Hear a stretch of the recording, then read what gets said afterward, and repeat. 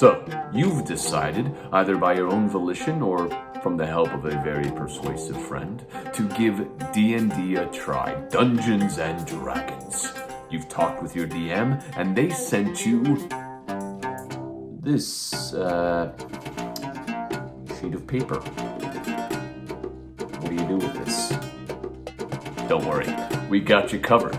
Welcome to Demystifying D&D. I'm today's host, Justin Powell, and today we're going to go over how to fill out a character sheet. Now, a character sheet is this sheet of paper that you're going to fill out so that you have all the information about your character at your fingertips for the game. First things first, you're going to fill out your character's name. So you can write Thennyson Marsh or Elias Sorvin or Snuggy Ruffkins. Whatever you think sounds awesome as a name or maybe matches your character's backstory. Next, we move over and fill out the character's class and level. Your character's class is kind of like their profession. It determines what actions your character can perform in the game, and it gives you a certain amount of skills or features that you can use as well. Certain classes tend to be better at different roles in the adventuring party. For example, bards are usually considered to be the face of the party. This is someone who has a high charisma and is able to engage in many different social interactions in a way that benefits the group. So they could persuade a guard to look the other way if you commit a crime. They could get you a lower price at the inn, or maybe they can sing a sweet song to a dragon that makes the dragon fall in love with them. If that's the intent you're going for. And if you're playing a bard, you're probably going to go for that intent. Barbarians, on the other hand, are usually tanks in the groups. They have high hit points, so they're able to rush right into combat without being too worried. They also have an amazing feature called Rage, which allows them to take half damage on most attacks they'll face.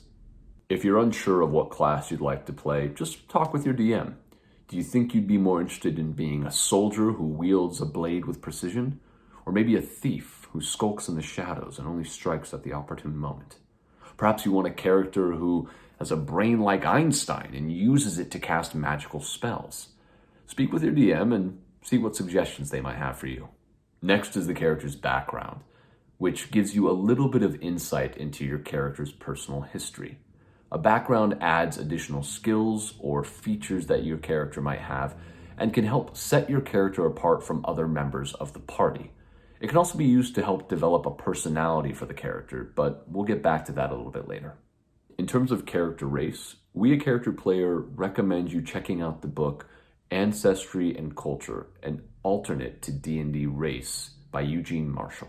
So when creating a character, the players don't choose a race, they choose the culture that their character was raised in, as well as the ancestry of their parents.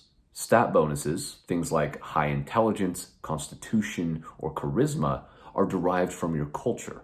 So maybe your character was raised in a society that valued intelligence over everything else. That would explain why you have a +1 to your intelligence score.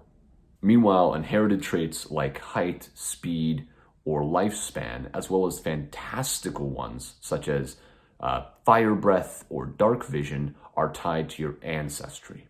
Alignment is a categorization of the ethical and moral perspective of player characters. So essentially, is your character the type that would take the shirt off their back to give it to a blind beggar, or are they the type that would take the gold out of the guy's hat? Next, we come to abilities. This is where you put the scores that reflect what your character is good at. The way we do it at Character Player is to roll 4d6, then you drop the lowest number that came out of that roll, and whatever you have left is the total for one of your scores. Do that 5 more times and you have 6 numbers to put into those different slots. Another option is just to assign the standard array, these 6 scores right here, into any attribute that you would like. Check with your DM about which abilities make the most sense for your character. Different classes benefit from having higher scores in one area versus another. Now you can always go against that and make a character like a wizard, for example, with a very low intelligence, despite the fact that usually wizards have a high intelligence to help with their spellcasting. You can make them have a low intelligence, but it will affect your gameplay, particularly your combat. Here are our recommendations for the top 2 abilities in each class. Sorcerers and Warlocks, Charisma and Constitution. Wizard, Intelligence and Constitution. For clerics, wisdom, and then strength or dex, depending on what kind of character you want to build. One that's very strong and bashes in the opponents, or one that's quick and fast on their feet. For a barbarian and fighter, we recommend strength and constitution. For a rogue, we recommend dexterity and wisdom. For a druid, we recommend wisdom and constitution. And for a paladin, we recommend strength and charisma. Also, be sure to add your ability modifier to the square above your score. This lets you know what to add to dice rolls related to that ability.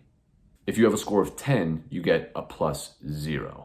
And then every even number up, you get to add +1. So if you have a 12, you get a +1. If you have a 14, you get a +2, and so on. It works the same in reverse. So if you have an 8, you get a -1. If you have a 6, you get a -2, and so on. So that's the first part of your character sheet.